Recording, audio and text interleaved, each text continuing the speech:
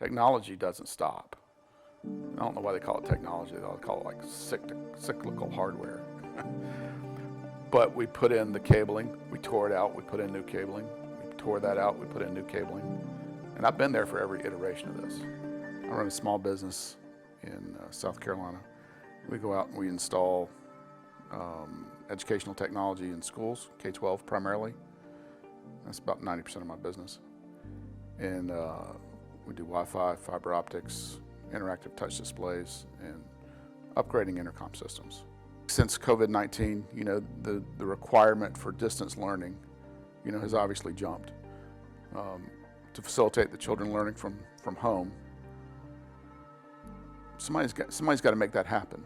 So that's streaming video, it's interactive graphics online.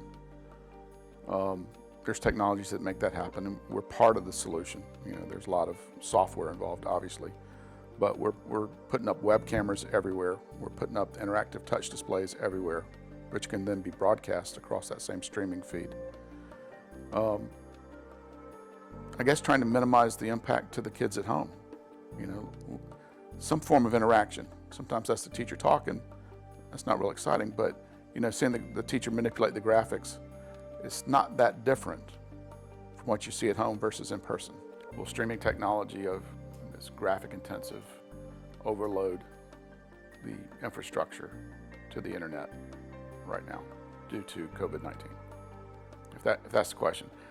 Years ago, the states largely went to online testing, away from kids turning in their paper to the teacher for a test. It went to standardized tests, right? Lots of standardized tests. And if you can imagine every school and every district doing that all at the same time, the needs for reliable infrastructure became paramount, right? So the Wi-Fi became paramount in the classrooms. The backbones to the district to the state, to the internet service provider, all became mission critical. All this was tested years ago. Now they've added on top of that multimedia streaming, which is more bandwidth intensive. And will it crash? I have no idea. Do they know?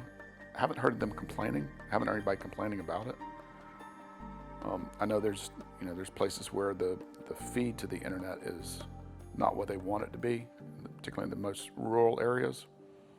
I know that's being addressed. I have friends that are in broadband, and I know they're working feverishly in some of the more remote districts. So that's going to be an ongoing battle. So is COVID-19 creating a new technology? Is it creating a new normal?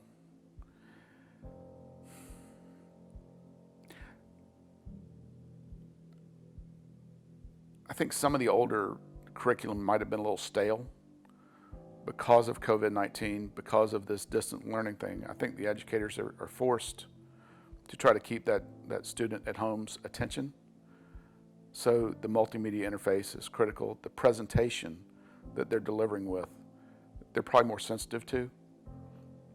Trying to, again, maintain that student at home's attention when they could be otherwise distracted by things outside the educator's ability to control. That might raise the bar in education, period. Might it not, right? Is the 6 kids in the class with 20-something at home, is that the new normal? I'm not sure the parents want that. I'm not sure the kids want that. I'm not sure that's a good thing. I think most of the educators would like to get back to the old normal, the way things used to be. But there might be a good percentage of parents and students that respond well to the way things are going now. So I don't know.